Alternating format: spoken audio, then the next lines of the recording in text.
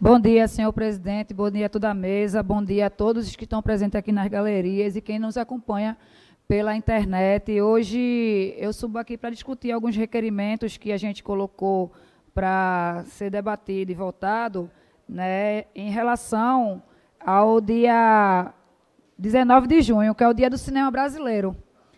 A gente não pode deixar essa data passar, sabendo que em branco, nessa Casa Legislativa, apresentamos algum requerimento de voto de aplauso de instituições, coletivos, movimentos sociais, equipamentos culturais que fazem o cinema um território de disputa por narrativas e identidades sociais.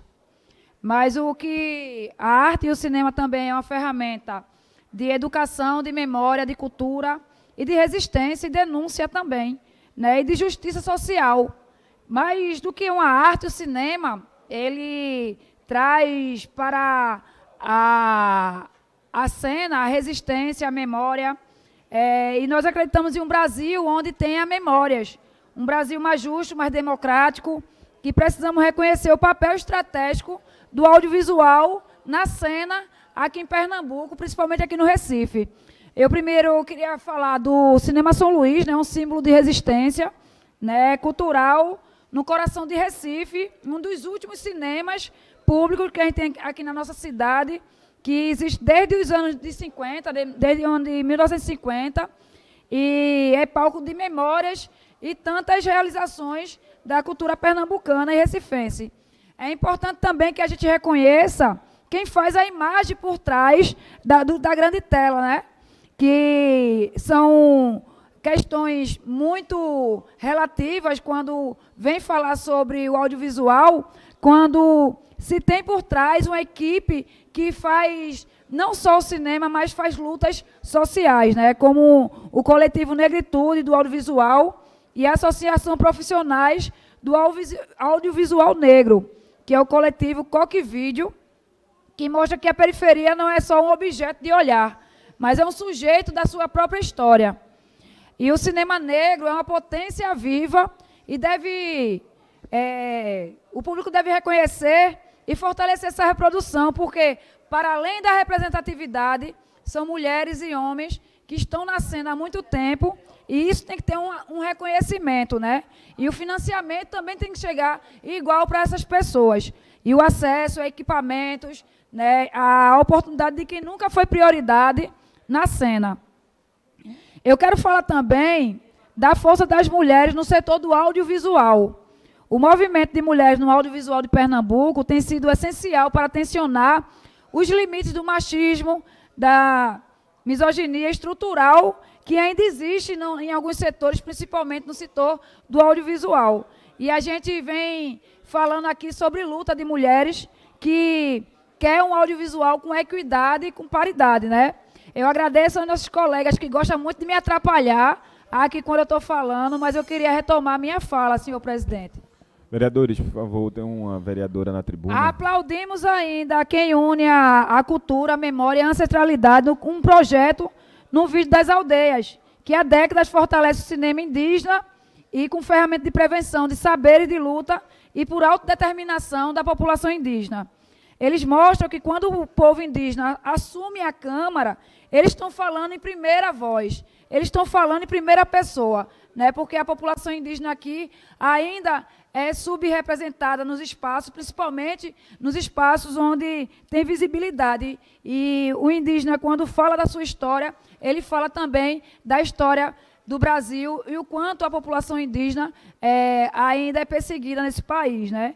E como foi historicamente, e tentam ainda, historicamente, silenciar essa população.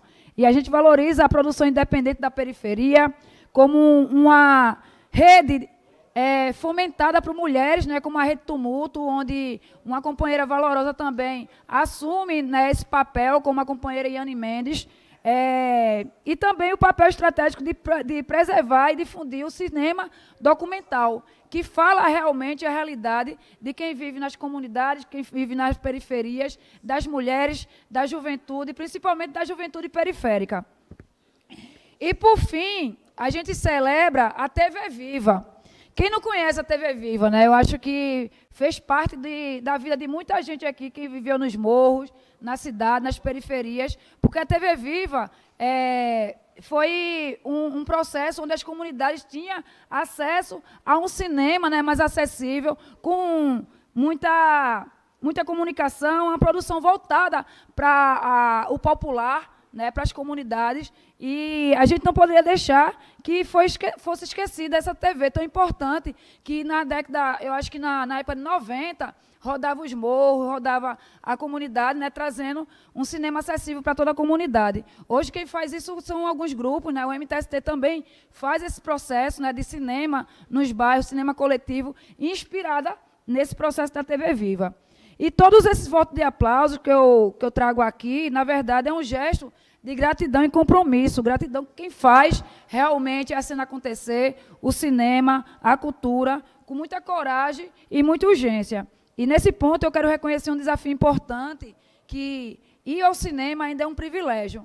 Para quem mora nas comunidades, eu acho que quem mora, né, nas periferias sabe que o cinema ainda é um local de privilégio, né? Porque, como eu venho falando, nem todo mundo ainda tem esse acesso, principalmente quem mora no interior do estado, que não tem um acesso à grande tela, né? Então, é muito importante a gente dar esse reconhecimento, mas também lembrar daquelas pessoas que não podem ter acesso ao cinema, e é isso, né? Eu acho que o mundo marcado por jornadas exaustivas de trabalho, transporte público e precário, faz com que essas pessoas também não tenham esse tempo de lazer, né? E é por isso que é importante a gente ressaltar aqui, né, a diminuição da jornada de trabalho, justamente para que essas pessoas que vivem, de alguma forma, sem tempo para trabalhar, né, não tenham uma vida além do trabalho, tenham acesso também a um lazer como o cinema, né? E a gente fala também na questão de ter acesso à cinematografia e ao cinema, mas a gente fala também dos preços, né? Quem não se lembra aqui, Teatro do Parque, né, R$1. Assisti Cidade de Deus no cinema do Parque, assisti Cazuza no cinema do Parque. Naquela época era R$1, a juventude tinha acesso, né? E hoje a gente só tem, mesmo com instrumento, o Cinema São Luís, né? E poucos acessos quando a gente vai para outros cinemas e tem que pagar ainda um valor altíssimo. E é por isso que o cinema brasileiro também tem que lutar por políticas que ampliem acesso à população, acesso ao direito não como luxo, mas como uma cultura que a gente tem que preservar na nossa vida e na nossa atuação, né? Viva o cinema indígena, viva o cinema negro, viva o cinema popular, viva o cinema feminista e periférico. Viva a população e salve o cinema do Brasil. Obrigada.